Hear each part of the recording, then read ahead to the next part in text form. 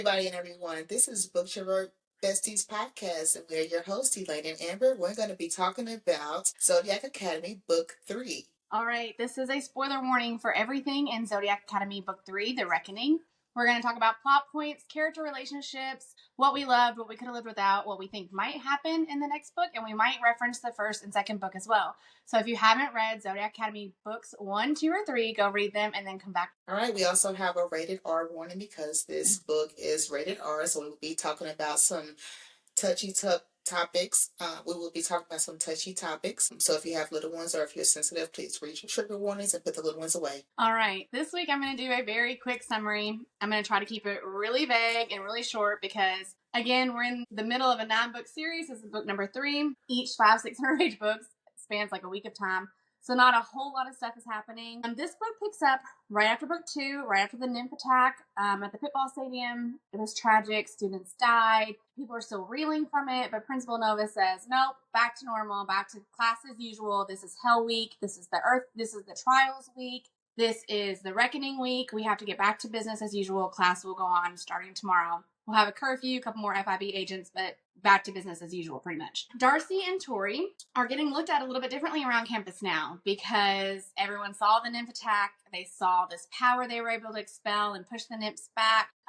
The almighty Sovereign Society has had an influx of new members. They're starting to get a little bit more respect on campus than they were before. The girls have to perform all 4 elemental trials because they hold all 4 elements: fire, wind, air, and water.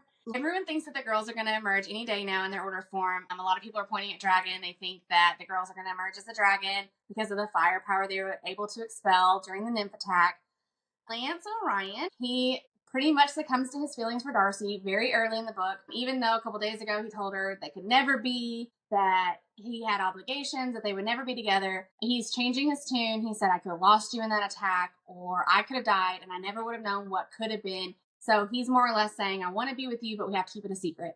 Darcy is a little hesitant at first because she's like, dude, you're sending mixed signals. 2 days ago, you were saying we could never be together. Now you're saying you want to be with me. Eventually, though, she does succumb to her feelings as well. She dyes her hair blue because he told her that if she dyed her hair blue, that would mean that she liked him. So she dyes her hair blue and she goes to see him at his house or his apartment on campus. And they share a very passionate, very romantic night together. On the same night, Tori is racing super bikes with Darius at his home estate because they had made a bet that if she could beat him, she could have one of his super bikes. And if he won, he would get something he wanted from her. We never really figure out what because it is raining cats and dogs while they are racing. They crash and the race is never finished even though Tori was going to win. They won't admit it. They kind of call it a draw. That night, Darius goes to Orion because his real reason for going back to his manor was to get a personal object of his father's. They need to find out what Lionel has planned for the lunar eclipse. So he goes and he gets like a dragon paperweight, and that helps him channel his father's power, and they're able to use dark magic to sort of go spy on him through memories and visions of what has been. During that, they find out that he is planning to sacrifice Xavier, Darius's brother, during the lunar eclipse for whatever reason, whatever ritual they're going to perform. They get back. Darius says, I cannot allow this to happen. Orion's like, it won't happen. We'll figure it out. Tori and Caleb at this point are still playing their games. They're still having their sort of friends with benefits relationship going on. Tori likes being chased. Caleb likes playing games with her. But there's all these different relationships sort of taking form and changing and evolving during the beginning of the book. The first trial comes as the air trial. The girls have to get from point A to point B across the sea without getting wet. You can try as many times as you want, but you have to get to the platform before the hour is up. The girls pass the flying colors. In fact, they're able to drag Diego along with them. Then that night, they're celebrating in the orb their trial. They're celebrating the past. Geraldine is their biggest cheerleader. Every time they pass a trial, she's having a big party for them. But they hear the upperclassmen outside screaming, "A week, fresh meat, freshmen." During the week of the reckoning, all the upperclassmen sort of have all these hazing rituals on the freshmen to sort of throw them off their game, make them even more distracted, weaker, sleepy, tired, beaten down, embarrassed, so that it's even harder for them to pass their test because only the strong earn their spot at Zodiac Academy. So the girls hear the upperclassmen screaming outside, and they decide to take off. They run down to the air cove together. When they get there, Tori has been carrying around this dagger of death that she got from Darius's bedroom when she stole his gold. And it's been calling to her all along, but now it is guiding her. It's saying, let's go. It's taking me somewhere. And Darcy's kind of looking at her like, this can't be a good idea. But she follows Tori anyway. They get to the edge of the cliffs. Tori scrapes the dagger over one of the cliffs, and the wall vanishes, and they can see inside the cave. And Orion and Darius are in there performing dark blood magic. Darcy is just like entranced. She's like, what are they doing? They're saying spells and cutting their wrists or cutting their hands. And well, while Darcy is so entranced in what is going on, Tori has been brainwashed by the dagger to cut her entire arm open. We're not talking just her hand. We're talking full-fledged gash down her arm. She's bleeding out. She's taken to the same vision that the boys are taken to. And Lance at one point turns around and sees Tori there, and he's like, what the fudge is going on? Then he's literally slapped awake by Darcy. She's like, my sister's bleeding to death. I need your help. Lance is able to heal Tori. Darius is having a mental breakdown. We'll talk about that later because that's a big moment we want to talk about. But no sooner than Tori is healed, Darius figures out that she stole the dagger, and in a complete 360, he is so mad. He wants to murder her. He is strangling her on the side of this cliff. Like, it is crazy nonsense. Orion calms him down enough to get him to fly away in his dragon form. Tori mentions that in the vision she saw Diego's uncle with Darius's dad, Lionel. Orion says, I hate to ask this of you, but Darcy, I need you to get to Diego. I need you to try to figure out who his uncle is, what business he has with Lionel, try to get any information that you can out of him. Next comes the water trial. Again, they pass with flying colors. Ends up running into the heirs right before the water trial. And Darius is still mad about everything that happened the night before, and he pushes her down in the mud. And Caleb's kind of like, that's weak, bro. Like, I get that we hate them and they're our arch enemies, but pushing a girl down in the mud, like, that's petty. And taking up for Tori in that moment, she realizes, like, he didn't have to do that. She appreciates Caleb for that. So that night, she spends the night with Caleb. She's like, I'm going to reward him for his good behavior. They have a nice, fun night together. Then it kills Darius. It literally kills. He cannot stand the fact that Caleb and Tori spent the night together. So the next morning, he calls a meeting between all of his brothers, and he says, we need to talk. He's been able to figure out that the girls are behind all of the shenanigans that have been going on at Zodiac Academy. Seth's fleas, the Pegasus sex doll, rumor of Caleb's, Max's rash. It's all been the girls. It's all their revenge. The boys are obviously really, really upset about this, especially Seth. I think he takes it the most personally because he's lost the most. His pack has sort of disowned him over this. But Caleb's still angry. He's embarrassed. He can't believe Tori's been doing this behind his back and then spending the evenings in his bed. He's really kind of upset about it. But Darius is happy. Darius is like, okay, no, I got my brothers back. We're all on the same page now. Caleb's saying he's going to break up with Tori. Next comes the fire trial, and they pass that with flying colors as well. And during the fire trial, they find out that they are impervious to flame. They could literally sit down in the middle of a bonfire butt naked, and it wouldn't harm a hair on their head, magic or no magic involved. They are literally impervious to any fire, flame, whatever. Then the earth trial comes. They're put down in a big cavern. There's a bunch of tunnels. There's a big worm, scary creature that's chasing them. They figure out how to get out. I was a little disappointed about the trials, but we'll get into that too. That night is the fair. Darcy takes Diego because she's been trying to get information out of him the last couple of days, and he's really kind of giving her the cold shoulder. She says, I'll take him to the fair that's in town, and I'll get him alone, and then he won't be able to just kind of run away from me, and I'll get some information out of him. Caleb goes with Tori, and Caleb has this like master plan. He's going to take Tori. They're going to detour. He's going to take her into the woods. He's going to rough her up a little bit and then strand her there. Well, he takes her to the woods, and they rough each other up a little bit, and he says, I know you did it. And she more or less says, like, I did, and I'm not sorry. You've done horrible things to me. I've done horrible things to you. And as much as Caleb knows he should leave Tori alone, he just can't. He's infatuated with her. He loves that she's not threatened by him in any way, that she never backs down. So they end up going to the fair together after that. They have fun. We'll talk about that again. Like I said, there's a lot of things that happen at the festival that we'll talk about in a minute. Now, after that is the reckoning. The reckoning comes. This was supposed to be like this huge moment for the girls. This is the moment they earn their place at the academy. Any freshman who doesn't pass the reckoning doesn't get to stay at Zodiac. They have to leave. The girls have passed all 4 elemental trials. Now comes the reckoning. They both pass. They both end up with the highest scores. Big shocker. They're special. They're powerful. We kind of knew that. We don't learn a whole lot in the reckoning. It's kind of vague. They end up having visions. The darkness is calling to them, telling them they need to accept their crown. They have a vision of the night their house burned down, their adopted parents died. And there is a fae standing there in the distance, and they don't know who it is, but they say they get a bad feeling about it. But that's really all we get. They pass the reckoning, yay, they're done. That night is the lunar eclipse. This is like an aphrodisiac for fae. The lunar eclipse makes them all sex crazy. I mean, we're talking orgies on the beach. We're talking naked dancing. It is insanity. Darcy and Orion have a moment together. When they're headed back to the cove, a drunk Seth walks upon them, and he doesn't really know what's going on, but he's like, why are you all together? Why is Professor here? I think later on he'll be the one that sort of figures out Darcy and Orion's relationship. Darius and Tori are being called to each other all night long. The moon is pulling them to one another. Caleb's out of town. His mom ended up making him come home because she said the bloodlust would be too crazy. She doesn't want him accidentally killing somebody on campus. That would be a big problem. We don't want to have to clean up that mess. So you just come home for the weekend. So Darius and Tori are constantly called together all night long. She's being guided across the beach to a dark, shadowy cliff. And who's there? Of course, Darius. We'll talk about this moment, but right when they're about to kiss, Papa Accru shows up. Lionel shows up, and he's like, just when I thought my son was worthless, he leads me right to Tori Vega. Lionel takes them to some far-off place. Darcy and Orion are already there, and at first, Darius and Orion are fighting with everything they have. I mean, Darius turns into a dragon. Orion is channeling both the girls' power, and he's creating a shield.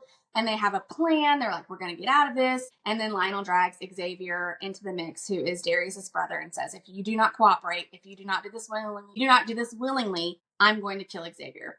Darius knows he's not bluffing. He knows he already wants his brother dead because he's a shameful Pegasus. So he's worried for his brother's sake. He says, I can't do anything. I can't watch my brother die. Because of the bond, Orion is forced to do whatever Darius wants, which is keep Xavier safe. So basically, they're like, they can't protect the girls. There's nothing they can do. The girls are going to be used in this ritual because originally, when they used Orion's sister Clara, they thought the translation of the old text was pure. So Clara was 12 years old. She was innocent. She was a sweet little soul. So they thought she would be able to do the ritual. But they mistranslated. It actually means pure-blooded, as in royal. So that's why he needs Tori and Darcy for this ritual. What he does is that he says he wants to take them to the shadow realm, where the nymphs are. But basically, he says the shadows are the fifth element. And you have to go into the shadow realm to be able to capture them and wield them. He wants to be able to wield shadows. It will make him the strongest fae in all of Solaria. He's already on the council. It'll make him It'll make him stronger than all the other council members. He could possibly take the throne of Solaria with this additional power.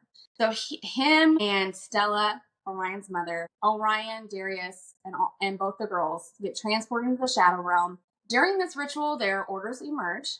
They are Phoenix.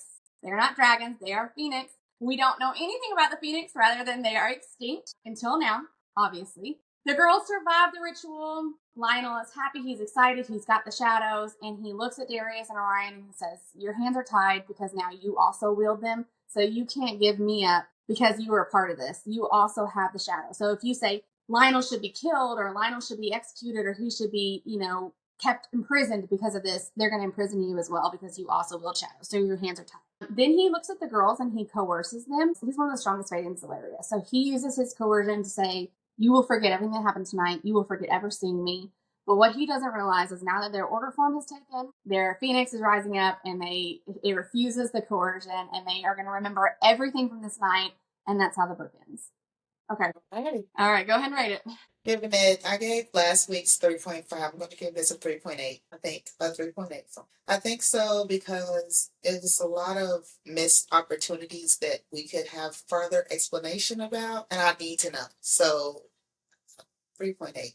Okay. I went back and forth probably 35 times about what to rate this book this week because I'm a romance girly. So we got a lot more of that this book. We got a lot more romantic moments, more spice, more tension, banter, whatever. But what we gained in romance, I feel like we lost in plot this week. I had a much more enjoyable time reading about the girls' revenge, the pitball match. I thought that was all more interesting than what happened this week. I felt like we lost a lot of detail in the mix. So I'm going to stick. Last week I gave it a 4.0. I'm staying right with a 4.0 because I feel like what we gained, we lost in other aspects. Okay. That makes sense. Yeah, because this book should have been really exciting with the trials. Yes. All the different trials and the reckoning. It didn't give No. No, The Reckoning is the title of this book, right? We have heard the word reckoning. You have to make it through the reckoning. You're not really part of Zodiac Academy yet because you haven't passed the reckoning. It has been mentioned time and time again. The reckoning was 3 pages long. And that's it. And the And it was trials nothing. was like maybe 2 chapters, maybe, if that. It was them standing in a circle. They got visions of their life from when the house burned down or whatever, and they saw this fate. The voice is telling them they should claim their throne. That's not climactic. We know No. they're special. We know they're powerful. We know that's where this is all leading to. And the fact that they got the highest score, again, not surprising. We know this is where this is. We can see, as readers, we can see that trajectory already. They're powerful. Yes. They, from the very beginning of the first book, when they hold all 4 elements, you know that they're powerful. Yes. So I was expecting so much more from The Reckoning. I thought it was going to be this huge deal, and it was so anticlimactic. It was so. I thought it was going to be an action-packed, yes, roller coaster book. And with the trials. Yes. And look, okay, they were disappointing to me, especially the last one. The last one was the Earth one. I was like, what? A worm? A worm. All of them lacked detail. Like every single trial lacked detail. And I know I'm a basic bitch because I always talk about ACOTAR, but that is my Roman Empire for us romantasy books series. But like her trials under the mountain, they were chapters. Like you got so much detail and like you could feel yourself in them. Like, yes. Is she gonna make it? Is she not gonna make it? And the fact that these trials were so lackluster and so boring, like I was bored. Like, yeah, because I feel like I told you at work today, I fell asleep reading a book. Like I hardly ever fall asleep. I will at least make it to the next chapter and be like, okay, I'm stopping here. No. Yeah, I mean, I felt like we lacked a lot of detail and interesting plot points. A lot of missed opportunities here. Yeah. And I felt like, I'm like, where are we going to, okay, let's talk about something positive. I did think the scene in the cave where Tori's dagger took her to the cave and she cut her arm, that was the most exciting part to me of the whole book. I was so in it. Like, I was like, what's going to happen? And she, and in the shadows, like ever since then, shadows are calling to her and she's hearing their voices. And now that she's been through this ritual, like I wonder how that's going to play out. Well, ever since she found the dagger, it's always been like, it's calling to me. And when you get that moment to like, okay, we know exactly what it's doing, it was very exciting. And as a reader, you want to read that. And then it's like, the whole shadow thing was the most exciting part because Lance has obviously dabbled in dark magic the longest. He talks about it and he mentions several times that it's like a drug. It's like euphoric to use blood magic and dark magic. But he has trained himself to be aware and not to take too much or do too much or go too far into the shadows. And he has taught Darius how to do this as well. But Tori went in blind. I mean, she did not know anything. And in that moment, when Orion is healing her, Darius is literally like, it would break me. You cannot, I will go into the shadows and pull you out kicking and screaming if I have to because they can't have you. And then 30 seconds later, he's chopping her out on the ground. Speaking of Darius, I absolutely loved the jealousy when her and Caleb had their night together. I thought Buddy was going to rip Caleb's head off. I thought for sure when I started this series, that I would be an Orion girl, and I'm still undecided. But I really like Darius. I know he's an asshole. Like when he pushes her down in the mud and stuff, I'm like, what a jerk. Right. I cussed him out too. But I'm just like, some of the stuff. But he's real. In this book, when they're on the cove and he's like, I watch you, that's what I do. I watch you and I hunger for you and I ache for you and it torments me like I torment you. And then she's like, so then why don't you look away? And he says, I'd find it easier to carve my eyes out than I would to turn away from looking at you. But then 10 minutes later, you want to kill her. It is so hot and cold. It is so back and forth. That was my main complaint about the romance aspect of this book, was that every single character is hot and cold. Every single character can't decide what they want. Lance and Darcy have the strongest, sort of most solid bond, but even in the beginning of the book, they were very like, oh, I want you, but I shouldn't want you, and we could get into trouble, and maybe we shouldn't do this. And it's like, it's so repetitive over and over. Yes. Tori and Caleb are going through the same thing. Caleb's like, I shouldn't want you because you've done all these horrible things to me and my brothers, and you're our enemy. But then I can't stay away from you because you excite me and I'm drawn to you. Same thing with Tori and Darius. It's like nonstop. The slow burn is slow burn, and it's not even a slow burn. It's a slow love hate. I don't know what it is, but it is very repetitive, and it is very. Remember when we was talking? I was like, I feel like we both was like, we feel like we don't know how to take this book, and it's like one minute you're in it and you like glued to it, and the next one you like, I don't want to fucking read this no more. Like this is enough. I'm serious. And then the next 2 pages, it's like, okay, there's something. I don't know. So I said this is the first time I have been able to say I don't know if I like it or not. I don't know. Like there are points where I'm like, that's it. I love this. I'm a Zodiac Academy girl. Like, sign me up. And then at 2 or 3 chapters later, I'm like, this is a train wreck.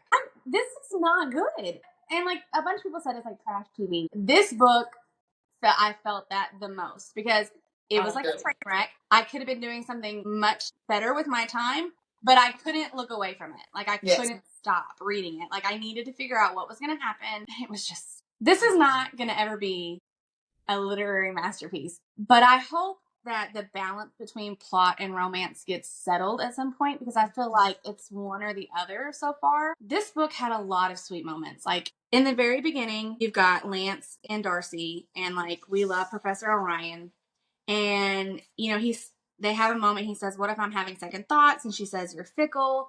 And he says, "I don't mean to be, but I can't think straight around you." And he says, I owe you my life. And this is a really sweet moment because he's like, I could have lost you. I could have died. I don't want to live with that. I don't want to know what I don't want to think what could have been. And he tells her, what color are you going to dye your hair? And he says, because in Solaria, blue means royal, but to me, blue means you. I mean, there were so many cute moments. But then, I don't know, for every moment that I was smiling and happy, there was a moment that I was equally about to throw the book at the Yeah, I agree. So I think that while we're on the topic of Orion and Darcy, I think that their development developed a little bit better than some, for just a little bit. Like I feel like at certain points, I feel like they was like, okay, we're just not gonna care what anybody thinks. It's what it is. And then like, and I don't know if it's the bond between him and Darius that's making him feel like he's feeling, because I don't understand it. My I think that's a favorite, lot of it. I think yeah, that's part of it. I think he has obligations to Darius, and he's like literally soul bound. Like he can't break that, even for her. mm-hmm. But But I think also, they're Elysian mates because I do. at the night of the fair, Mm-hmm. after the car scene, she says some stuff. She's like, ever since you almost died, I can't it felt like a part of me would have died too. And when I see you with someone else, I get so jealous that I turn into an animal. Like I don't understand it. And he's like, well, I feel the same way. So like flashing sign, mates, Lucy mates. But they're gonna have to figure this out because I don't think the heirs are gonna take the throne. Also, he had Orion. No, yeah, Orion had made a statement. Like at the end of the book, he says, "I do everything that Lionel tells me to do." So I wonder if Lionel's been saying something to him without Darius around. I don't know. It's him for that to be in the book. I'm like, why is that in the book? They made a point to say that. But anywho, while we're I speaking like on the Darcy and Orion. my favorite part of the book is from them too. Okay, what is it? 6 words that make me smell like you. When she, man, when the okay, so I'm gonna talk about Diego's ass in a minute, Okay. but Diego, there's a lot of Diego stuff in this book. But you're talking about the night of the fair. So yes, when Darcy him takes and Diego. yes, He thinks it's a date because he's an idiot. And he kisses her. But like the moment read to me, like he kisses her and Darcy's like immediately like, get off me. But of course he sees it. Orion. Orion. And instead of being the intelligent adult that he's supposed to be and realizing that Diego kissed her and she pushed him away, it was a misunderstanding, he goes and makes out with his ex-girl or his ex or his friend with benefit, FIB hottie, Francesca, and makes out with her. We're not talking about a peck on the cheek. We're talking about he has her pushed up against the building. They're rubbing on each other and he's making out with her and it breaks Darcy's heart. like breaks her heart. He was in that moment. He was red. He So saw mad. red. When he seen Diego kiss Darcy, I felt like I thought he was gonna kill him. I really thought that was the end of I Diego. wish he would have. I wish he I would have done that really instead of thought. kiss Francesca. I wish And then when he did, killed Diego or bit him or drew, like, suck I some blood. thought I don't care. I But thought he was gonna be just skin and bones. I thought he was gonna suck all the blood out of him. I but did. yeah, plus Francesca. Oh, that was such a terrible. That made That that was gave me the ick. I didn't like it. I was like, you are so immature for that, and you're supposed to be like, he's older than them. Like he's probably, I think he's probably like 25 in my brain. She's 18, 19. He's yeah. like 25. But like, so you should know better. But you are so jealous and But so. we know men can't handle shit. I was so mad on Darcy's behalf. I was too, but I know I can almost feel the emotion he felt. Like this bitch let him kiss her. He makes it up to Even her, and he says he's sorry, and he does this weird thing where he goes and like electrocutes himself for 20 minutes to prove that he's sorry. It was weird. But the moment you're talking about is after that he says, "Do you want to ride home?" And she's like, you "Are smell you like her. are you crazy?" And he says, "Yes, for you. Meet me outside the gate or whatever."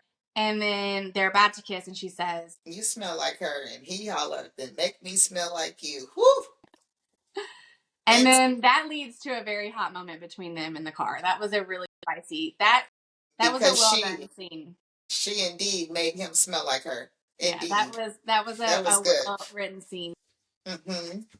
That was my favorite moment because I the banter leading up to that and the understanding I think that they had, like, hey, Well, don't do yeah, that because again, don't do she's this like again. crying too. Like she's like really upset. Like She was really upset. Like, don't ever put me in that situation again. right, right.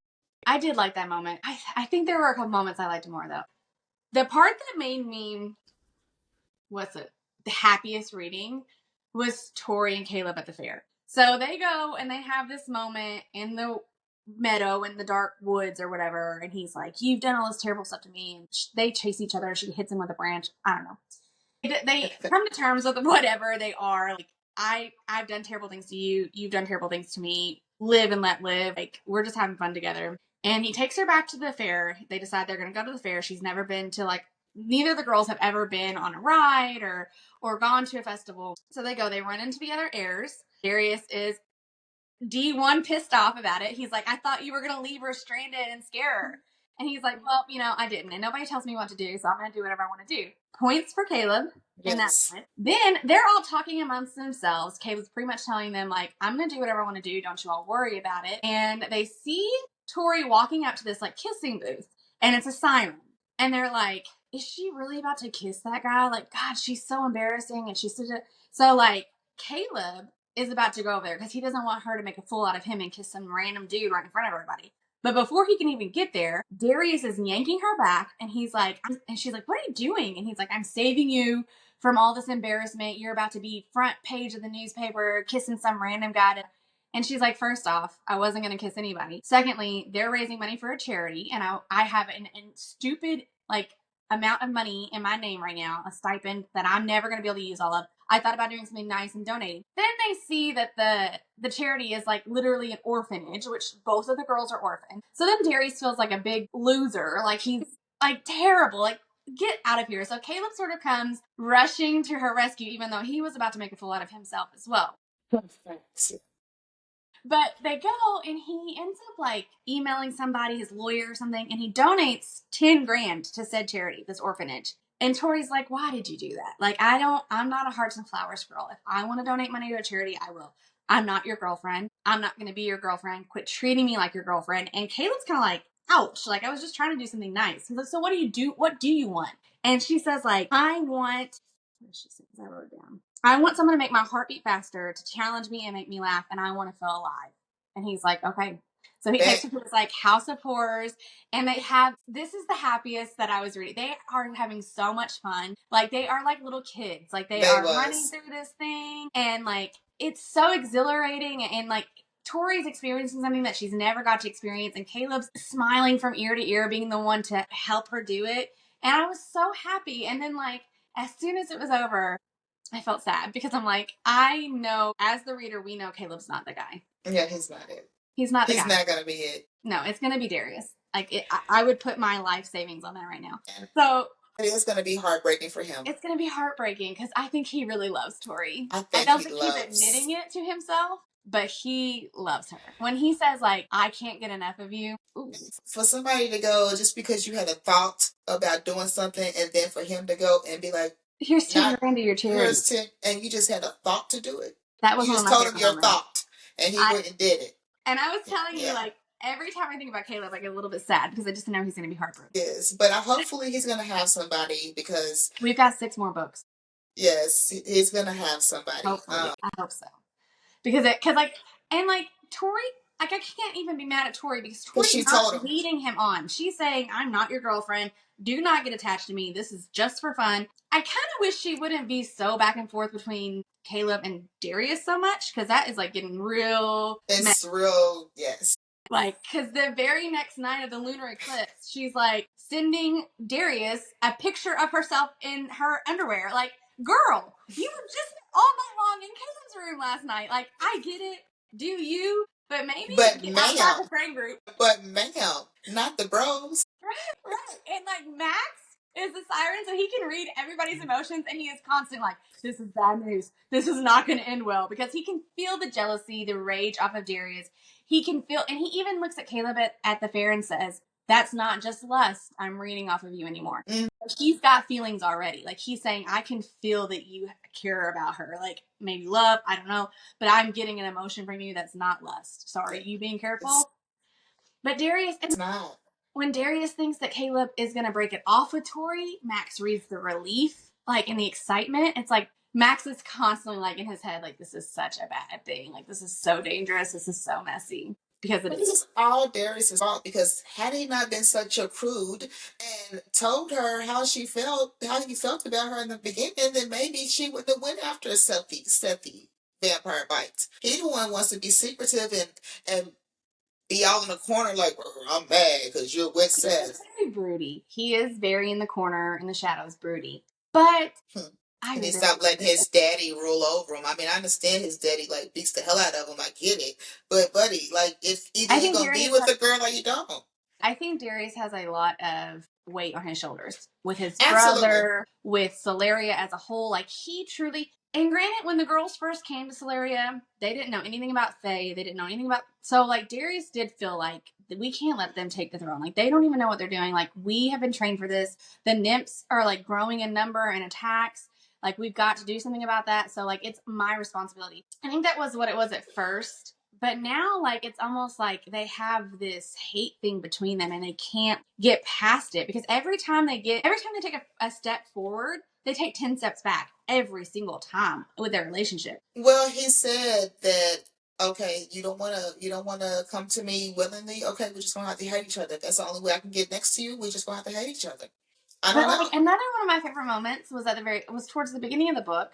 I don't know why they were in the orb, but Diego, Sophia, and Tori were in the orb, and Sophia had put like a camouflage like spell on them so that nobody would see them. But Darius is so strong, he could sense it, and he like takes down their shield or whatever, and they're all wasted. Tori is the most wasted. She's standing up, she's doing a striptease dare. She passes out, she's so drunk, which before I go any further, Tori keeps talking about how she can't believe she got that drunk on a school night. She can't believe she was that drunk.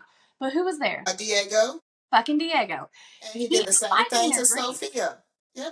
He did the same thing to Sophia. And while we on Diego, him releasing his inner thoughts with Darcy? Darcy and Tori. Well, he said it to Darcy, right? It was Darcy he said it to. Calling him whores and this and shit.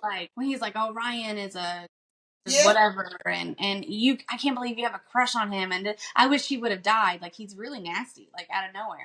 But then he calls Tori a whore, basically. Yeah. And sees her with Caleb. He's like, "You two, like I can't believe you Vega girls are just like pretty much saying they're whores." He lost his shit at that fair. Like I don't know what. I don't know what happened. I don't know if it's the uncle's influence or what, because she did, the uncle has been in and out the book doing some suspicious things. So I don't know if that has anything to do with Diego or if he was sent there for a specific reason. I don't know. I don't trust Diego. I still think he's bad. I don't trust him either. I think he's spiking their drinks. I think that they've been lucky so far that other things have happened because I think that he's doing something. Because like Tori's like, I did. She says I was having a drink and then all of a sudden I was blackout drunk. Like it was crazy. I normally don't do that. So anyway, she's giving a strip tease and Darius is there. Him and Lance have just had like this dark magic episode, whatever. They went and spied on Lionel and Orion's like, you need to eat. He's like, so he goes to the orb and he sees them there. She is taking her clothes off because she's drunk. She passes out, but she's having a nightmare. And because she's unconscious and she's blackout drunk, she like ends up expelling power that she's not aware she's doing. So like she's freezing everything around her and she's kind of like drowning herself in water and ice and fear. So Darius goes and he like combines their magic and figures out a way to like pull her out of it. And then he takes her back to his room because he says, I need to watch and make sure this doesn't happen again. But I love that moment. Sophia goes and she's like, you don't need to take her to your room. And he's like, she's safe with me. Like, what do you think I'm going to do? But he is very sweet with her. Like he could have her because she is throwing herself every which way at him in this moment.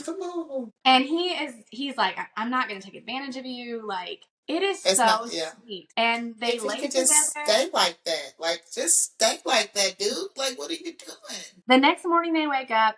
Tori's like, I feel safe. I'm warm. I'm safe. I've never felt this way. And then she realizes it's Darius. She like, then that same day they have so much happens because it's like literally 5 or 6 days in this book. That same night they have the race. And like when they get back from the race, he's like, why don't you stay with me? Stay with him. I know, but she's so bullheaded. She is so bullheaded. They are both so bullheaded. That's why they're perfect for each other. Yeah, and I feel like Seth is a pushover guy. Like she can have her way with Seth. Like you mean Caleb? I mean, yeah, Caleb. Yeah. Caleb's not the guy, and I feel bad. She can do whatever she wants. Like he was supposed to literally go out there and leave the girl stranded and rough her up a little bit. He's out there doing other things because she winked at him or something like. When he asked her to stay, and she's like, "Why would I do that?" He says, "Because it just feels right." Oh man, he already had these feelings. Like I think he knows they're gonna be the mates. I think he knows it. Deep down, I think he probably knows it more than she does because I don't think she knows what Elysian mates mean. Yeah, I don't think she realizes it yet. And like this is all still very new to her and Darcy. They're still figuring out their foothold in this world and everything. Where Darius knows who he is in this world. He knows nobody has ever made him feel the things that Tori Vega makes him feel. So like when they go race the superbikes and then she has that moment with Xavier, break my heart. I know, and he pops up as a lilac Pegasus and she's over here snuzzling him and she's petting him. And he needed it so bad. Like he's crying. Like Darius is like, thank you. Like he needed that. And she's like, what for? And he's like, for seeing this, for looking at me and not seeing anything bad about this. Like seeing this is only a good thing. And even Darius is like, you don't know what that just meant to him. Thank you so much. They're meant to be together. They are.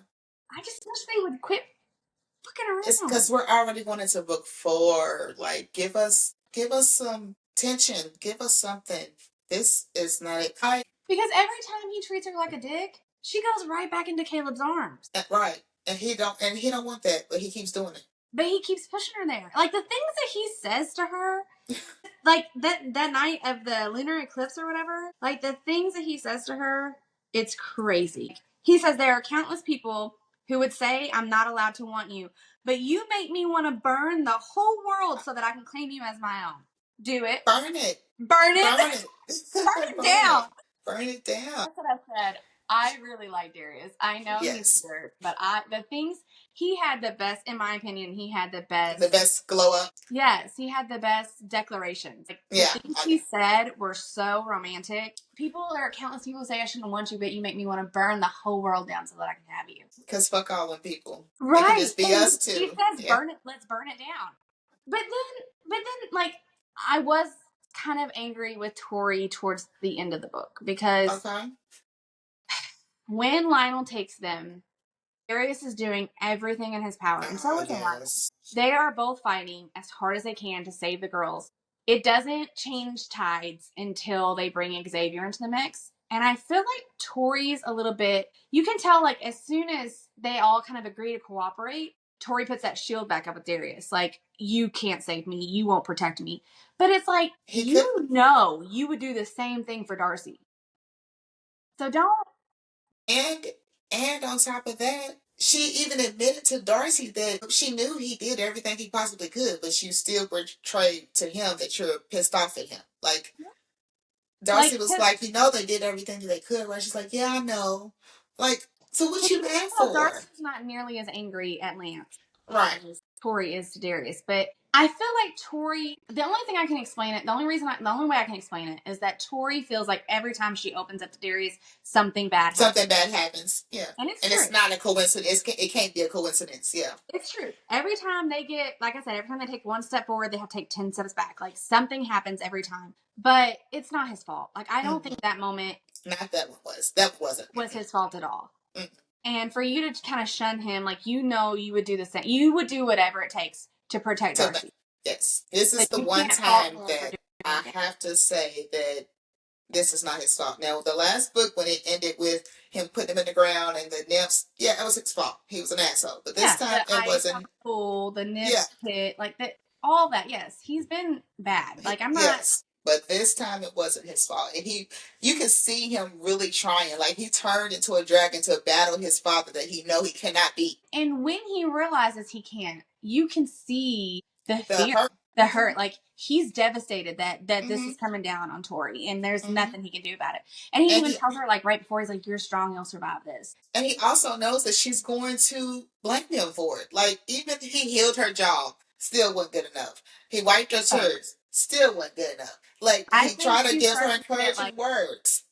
She's starting to get, like, a behavioral response post-traumatic thing where, like, every time something happens, it's Darius. Like, it's your fault. Like, I mean, if I wouldn't have been with you in that hole, this wouldn't have happened. So I don't know. I think Tori's gonna have a really hard time in the next book. I do too. I agree. When she saw the shadows for the first time, she had a really hard time letting them go.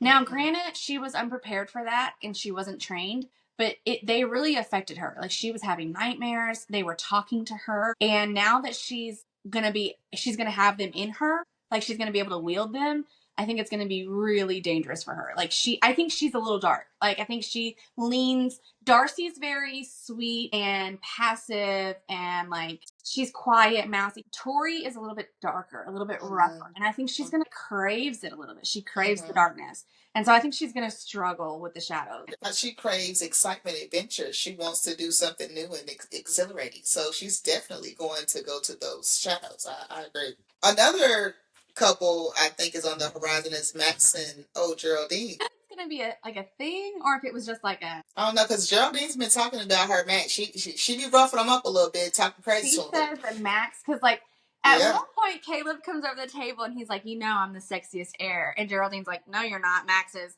and, like, she says it so, like, matter of fact, and then he says, I'm next. And she goes, nope, that's the fire heir. And, like, she lists him off, and Caleb's, like, last. And so he's all butthurt. But Geraldine's just being very, like, matter of fact.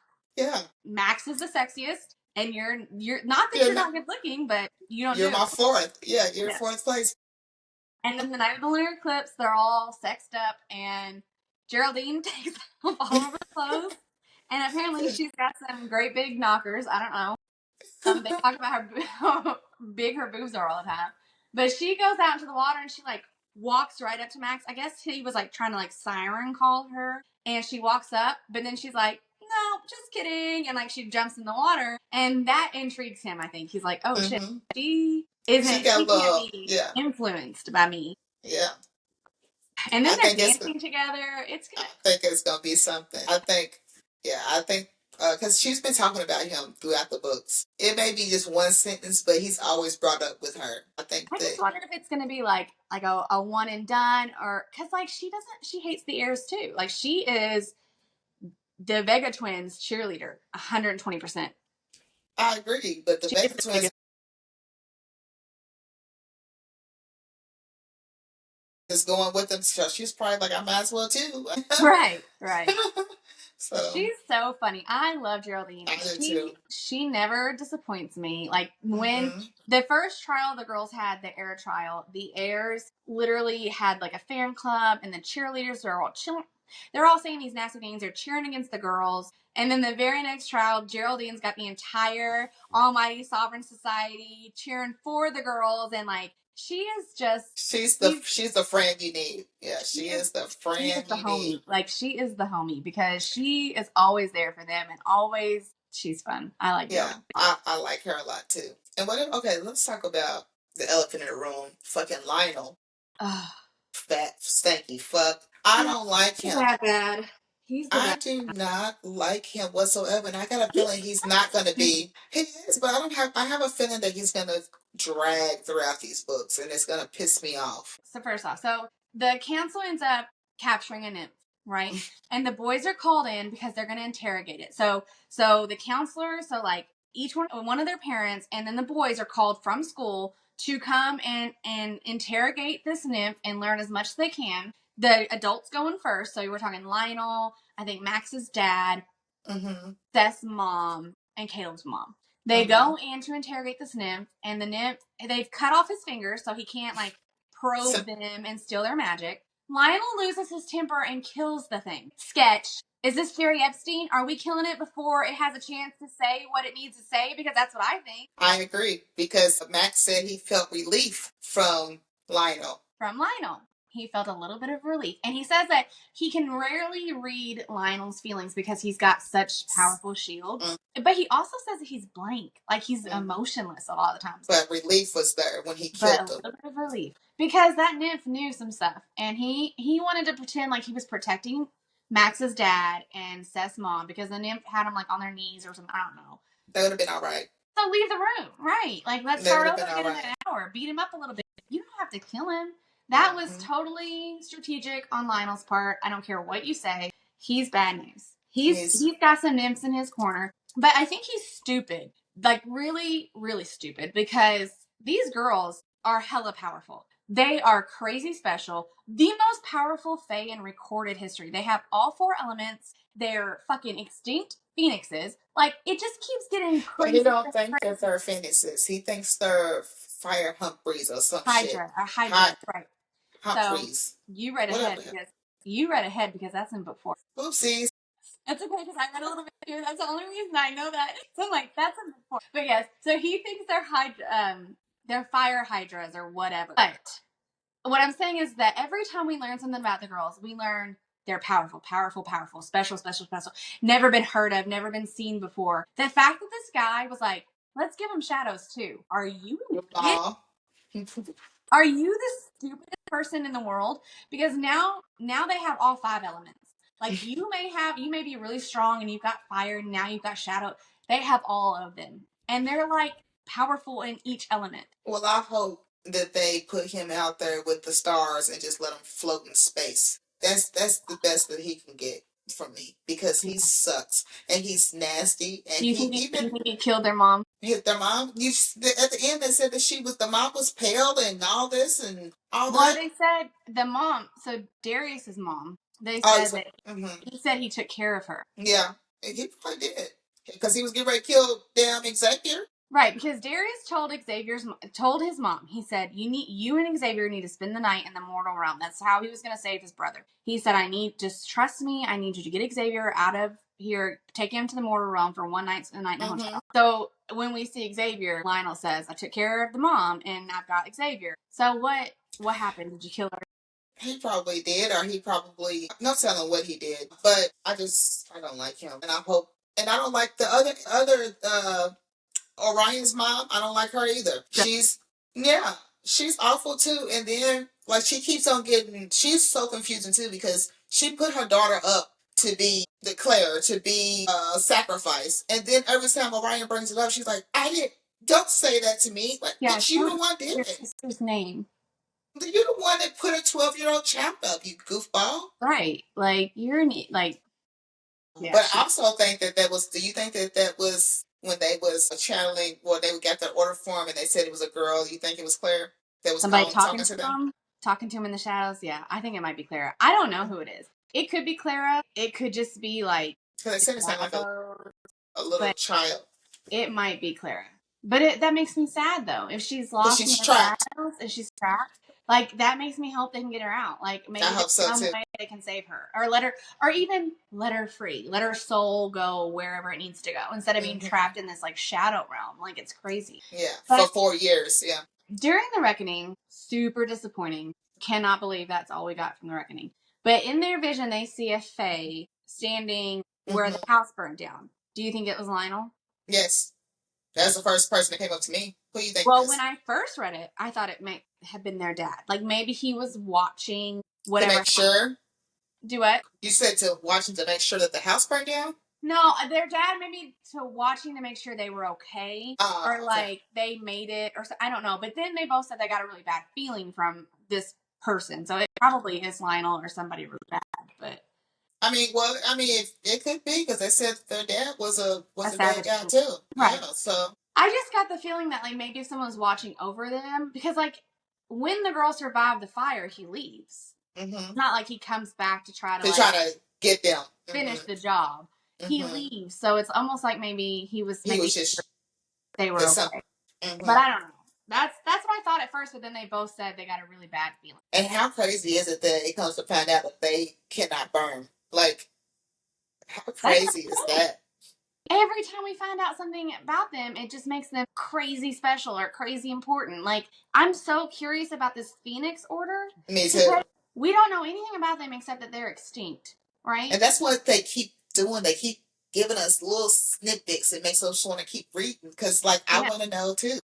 Well, that's what I said. So, is this a literary masterpiece? No. If I don't even know if I would recommend it to somebody yet. Like it's a really long commitment, 9 books, and this book was almost 600 pages. The next book's almost 700 pages. They are thick books. And I don't know if I love it enough that I would look at somebody and be like, yes, you should spend 4,000 pages with with these people. But I'm too far in after 3 books that even if it weren't for the podcast, if I had made it this far, I would have had to finish because I'm too invested.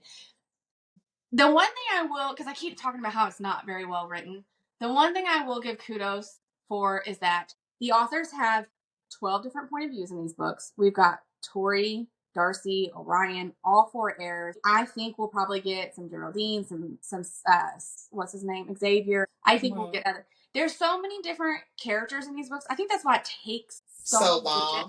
Yeah, because you've got so many different people and so many different things going on at the same time that you're like, and so I will give credit where credit is due because I am interested in a lot of different people. I want to find out what happens to pretty much everybody. Yeah, I want to know what happens to Geraldine, Xavier, even your secondhand characters. I want to know how the 4 heirs end up, even though I still don't like Seth. I cannot stand that guy. He's a piece of work. He made Dory a part, or he made Darcy a part of his pack. He like initiated her. That moment, like he's like, let's go for a ride. We'll spend some time together, and like because she pleased him by spending time with him, he initiated her into his pack. He's so hot and cold with her too. It's crazy. I feel like just his character alone, without all that, is annoying. Like the nuzzling, the whimpering. After every sentence you say, you're whimpering. Like, what are you doing? But you like groping your friends because you're lonely. Like that's weird. That's crazy work. Because no. It is crazy. Like he literally tries to like corner Caleb, and he's like, "We did it before with a girl. Like, let's do it without a girl." And I'm like, "Whoa, buddy!" And it's so cringy. It's so cringy. Like you are desperate. But wolves, so like supposedly, like the way that it's written, wolves are very like pack oriented. They all screw, sleep, shower, eat together like a pack of wolves. But don't treat your bros like that, man. Like, I'm gonna need you to go superstar and hug a tree. I'm gonna need you to do that. Me is that supposedly everybody loves these guys, so like he could find some punani if he wanted. Like it's not like it's impossible. I wouldn't be able to deal with it. I wouldn't. I'd said Could you imagine him licking your face? Because they like Zodiac Academy probably would. They like licking faces. They like the tongue like a dog. Like that's wild. Ugh, oh man, I still don't like he's Seth. my least Now favorite that too. he found out that they gave him fleas, I feel like he's gonna be the worst about Oh it. yeah, because he lost everything, and he's gotta. I think don't he have to challenge somebody to get his pack back? Are they gonna challenge him? They're gonna challenge him for Alpha. Mm-hmm. Mm-hmm. But he wants Darcy to challenge him too. And like you're almost as stupid as Lionel because why would you want her to challenge you? She's gonna beat you, and then she's he's gonna have a whole pack of wolves, and she's well, gonna be their alpha, and she's not even a wolf. Like you're an idiot. These people they keep underestimating these girls so much, and it's like at what point are you gonna are learn your they all lesson? gonna wake up? They won't. I don't think they are. I don't think they are. And Seth, he's so lonely. He can't think straight because he can't hug people and lick on people. So he's just desperate at this point. I have nothing for him. I don't care. I have nothing for him. And Like then I used to like he pissed on Tori in the yeah. woods. Oh, that was like, buddy, like, come on now. I have You nothing for him. I love Darius. Secretly, I have a book boyfriend crush on Darius. I love him. Caleb, I love him like a brother. Like I feel like he's maybe yes, a little heartbroken. I think he's good natured for the most part. Max, I find extremely interesting because I love like I I think like his his powers. power is the coolest Yes, I like his powers. Yes. because he can literally read people's emotions. Like the way he can read everything going on in the room and even things that people don't want him to feel. Like that is so cool. And like the way he plays off of the other heirs, knowing, especially with Caleb and Darius and that jealousy and the love triangle, I love hearing it from his point of view and getting the real emotions of these people. Well, he made a statement and said that we are the strongest, like as far as our powers go. The orders, yeah. The orders, yes, they have the best power, and I agree with him because he can It's not so manipulate much the room. Yes, he can do a lot of things with that. it's not so much like strength as it Yes, is like it's so cool though. it is though. I would love to have that. Yeah, I like reading. I like reading from his point of views. I did I too. really, and Because like and I said, he he put a little flingy fling with Geraldine. yeah, but he puts on a front that he's just this nasty, angry But he's not. piece of shit. But he's not He goes softy to the point where he can feel Seth's like whimper, whining his shit. desperate, his like sadness, his grief, and he It's literally like, come on, bring takes it him like, in. give me a hug, and he takes Yeah. some of it away from him, and it's like Mhm. I really like Max. Like I know I'm not supposed to, but I do really like. The only one I still can't stand is Seth. Like if we have to lose somebody, let it be Seth. Yeah, Seth can go. I mean, he's not really. If you think about it, he's not really brought up a whole lot, anyways. We have 6 more books, but you're right. Not he's the least Mm-hmm. discussed. Well, him and I don't feel like Max is discussed very often, but when he is, he's it's really interesting. But yeah, I don't like Seth at all. I, I I feel like Seth is about to blow up Lance get and himself in Darcy's trouble. romance, and he's about to Oh make. yeah, oh yeah, He'll because probably like blackmail them or report them to the school or do something stupid. well, because I agree with that too. Because Orion has made it a point to make sure that Seth got a little bit more discipline. Because he keeps his hands all over Darcy. So yeah, he Mm-hmm. should And he cut her fucking hair off, cut her hair like, off. and wrapped the damn piece of hair around his wrist. No. I do love the part where I like, so I will say in the very beginning of the books, in the first book, I hated the social media and the Facebook shit. It was so cringy. But I like that they use it to text. I really like the text messages. And I love it the night that Darcy dies her Ooh, and that she was texts good her like shit. and first off, he sends her a picture of himself like shirtless and like I'm like, okay, professor. Then he's like, send me a picture of you. And she like hides her hair and she's like, I finally dyed my hair, but you don't get to know. And he's like, why? But then he says something, he says, I hope you didn't shave it into a mohawk like Matt. And then he says, but I would probably want you just as much because I did when that dickwad's Capella cut all of it off. And I was like, turned to Angelica off the run race. Her little doll. She had shit back there. She was I bald. know, but he was like, I wanted you even then. But he did though. He Oh yeah, did.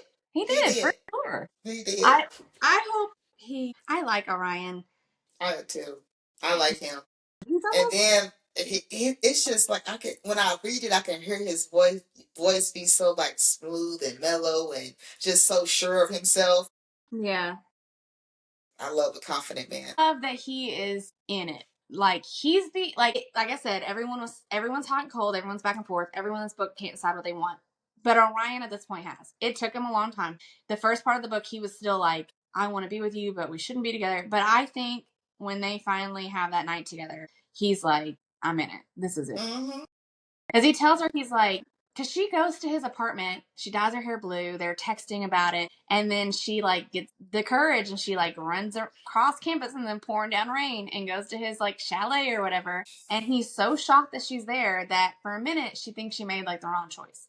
She's like, I should go. And he's like, no. But that man turned her every which way but loose in that room. Okay. Yeah, that was a really good moment too. And like he kept like, I love the consensual. Like he just kept asking her. Like, he said like they moved to the bedroom. He's like, we don't have to do this. She took off her clothes. He's like, are you sure? Like it was so consensual to the point where she was like, quit asking me. Just do it now. Right now. Like right now means I'm now. Okay. I want this. I'm not okay if you don't do this. Yeah. Then he says, show me how much. Whew. That's what I'm talking about. That right there. Yeah. Yeah. Professor, stop. Yeah. That's Mr. Professor. He's so sweet because he's like, just stay for a little bit. Like he wants her there. Like she gets up to leave and he's like, just 5 more minutes. Like he really loves her. And you can tell, like, Buddy when he got electrocuted, knowing he got electrocuted, man. Like meet me here in 5 minutes for a show. Like just so I can say I'm sorry. You gonna electrocute yourself, sucker. Yeah. Okay. I really like him. And then like she's like, you could have just said sorry. And he's like, apologizing is not a very Faye thing to do. Did I do it the wrong way? Like, he's funny and he's confident. But I really like Orion. But sometimes I'm like, he's too nice. Like, I need a little bit You need a little bit more. Morally great. Like Darius. Like, I think when I first started the book, I'm going to be a Professor Orion girly. And then I started reading it and I'm like, I might be a Darius girl because burn the world down for you, that's my vibe. But I think Tori's going to turn Darius into a mushy. I think she's going to turn. We shall see. She's not very much. I don't see them ever. I can't see Tori, like, they may become committed to each other and be Elysian mates, but I don't ever see her backing down from that. Like, I think they constantly challenge each other and constantly, like, push each other. Yeah. I think they'll push each other, but I think at the end of I think at the end of the day, it's going to be Tori's way. I just think that. I think that she's going to have her way with him. I mean, right. When he's talking, so when you get Darius' point of views and he's talking to Lance about her, he's like, I've never felt this way about a girl. I can't get her out of my head. Once she lets her guard up and let him in completely, I think he's going to turn into Putty. We got more books to figure it out. I know we do get a long haul. I mean, but it's a journey. And it's got its roller coaster rides, ups and downs, twirls upside down. We're committed. We're gonna read all 9 books. It's just crazy to me that like we're this far, 1,500 pages in, and I think we've like it spanned 3 weeks of time. So I'm like, by the time the books are done, are we even gonna be in sophomore year of college? Like what? I hope so. Jesus. I hope. If not, we get a big ass epilogue that tells us how everything played out because I'm like, you figure if we're taking this a week at a time, they're going to be like 1 semester in. Like, I hope we get some, I don't know. Because I need more information on Diego. I need him gone. I do not like him. I'm telling you, he is spiking those girls' drink. I think that's what I don't like. I don't like it. Is in cahoots with Lionel. That's why I said, I feel like and this is all... that, like, they're mean to him. Like, they're like, your mother, like, his uncle's like, your mother would be disappointed in you. And I'm like, there's no way he's not harboring some, like, resentment there. But also when he said when he made it past, I forget which trial it was. And he's like, I have to carry him across the water. And he was like, my mom said that if I do this, then she'll call me. Like he'll come visit, yeah. He'll come visit. Yes, so I feel like he's going to do anything to get that attention from the people that he loves. He already lost his... The way he turned on the girls. Yeah, that was deep down in. That was in you. Yeah. For you to do it that quickly, that was in you. You've been thinking that. You've been having those feelings about Tori and Darcy. Yeah. I loved it. I loved it when Darcy slapped him, though. Like, slapped the shit out of him. Yes. Like, you, like, Professor, you have a crush on him. He's awful. He's terrible. I hope he should have died. I wish he would have died. And she's like, how? Yeah, you and your sister are whores. Yeah. Caleb put him in his place a little bit though, because Caleb's like, "Did you just call my date a whore?" Tori's trying to like talk to him about where's Darcy, and Caleb's pretty much like, "You're not worth her time, dude. So you can go on somewhere." I think that I don't know. He just needs to. He just needs to go. He's worthless in this book, but I think he's gonna have a meaning, and I'm not gonna like the meaning from him being in this book. I just got a feeling. I don't know what's going to happen with him, but I do think he's bad news. Yeah, and I was wrong with it. I thought the girls for sure was going to be a dragon. I thought for sure there was going to be bigger dragons than Darius and Lionel's bitch ass. But I think this might be better. Like, I think so. I think they're going to be better because there's stages to phoenixes. For them to be extinct, I think we're about to find out. Like, and I really think Orion being the professor is going to help them a lot. Like, oh yeah. I don't know. Oh yeah. And then the stages of the phoenix, like I don't know. I like X-Men. I'm an X-Men geek, and the phoenix. When I tell you the phoenix is that shit, she's the shit. Well, the whole legend of the phoenix represents represents rising from the ashes, which they literally have over and over and over again. Like these girls have had everything put against them in life, and like since birth, struggle since birth. Since birth. I hope we find out more about their parents. I hope we find out more about why they put them in the mortal world, like what they're. I want to know that too. They go to the Palace of Souls. Sophia said something in this book about one of Ashley's cards said, "Oh, the secret lies in the Palace of Souls. There's something left behind or something." And the girls were like, "What the hell does this mean?" And Sophia was like, "It's pretty obvious. That's your house." And they're like, "Our house?" And it's like the palace that belonged to their parents. I really hope they get to go in this book. Yes, I want to know. I want to know too. I almost forgot about that. I'm glad you brought that up because I was thinking that they was gonna go, but they didn't. And it just slipped my mind. It happened, and we got nothing. And it just slipped my mind. I'll be reading it, and they'll be like, last night when we went to that party in the Orb, and I'm like, that was just last night? It's been days since that. The bike ride, the race with Tori and Darcy, I'm like, that was just yesterday? Tori there. Like, that was just yesterday? There's no way. That felt like it was a week ago. Really? Because so much shit happens in between, yeah. Yeah. We'll see. Next book is even longer. Oh, man. We're putting in the work. Okay, we are putting in the work with these books. They're not the easiest to get through. There's a lot of highs and lows in these books. And we are trying to see how this is you all's Roman Empire. We are really trying to get to the nitty gritty here. We're giving it the effort on our part. We really are. Lots of people love this. And I'm honestly a little worried though, because I've seen a lot of stuff on social media about it, and they say, it gets spicier and more romantic as it goes. So I'm like, are we going to keep losing plot though? Because I don't want just a smut book. No, that's so boring to me. Like, in romantasy especially, it's a very sensitive scale between like romance and plot. And like not a lot of series get it right. Like there's some that are so plot heavy that you're like, there's no romance. And then there's some that are smutty and spicy that it's like, there's nothing going on other than that. Right. So I'm curious to see because I felt like this book was a little romance heavy and a little plot weak. So I'm like, I wonder if going forward, and I've heard that they get spicier and spicier as you go. So I'm like, I wonder if we're going to lose plot or if it's going to work out. I mean, if the books is like 100+ pages bigger, they need to give us some plot. We need to find some stuff out. It's time. But we're on book 4. It's time to start figuring some stuff out. Which, like I'm saying, it took us 3 books. We didn't figure out that they were phoenixes until the last 10 pages of this book. Yes, which is ridiculous. That's crazy. That's crazy. Ridiculous. We have been wondering what their order was this entire time. 1,500. And I know Diego's I don't know if he bring him up, but I know his has came, and I want to know what it is. Oh, you think he has his order, and he's not telling you? Yeah. Mm-hmm. Yep. I don't know. Yeah, we got a lot to figure out. We got a lot of reading to do. We do. That's a lot of so pray for us for this next 700 some odd pages. Pray for us. Pray for our brain. But we are committed. We are going to keep going. We're going to keep trudging through it because you all said it's so good, and it's not bad. It's not bad. We're just trying to figure this world out. We're figuring it out a little bit at a time. So thank you for joining us. This was book 3. We are going to cover book 4 next week. We have 700 pages to read, and we'll get back to you. If you've made it this far. After these messages. Right.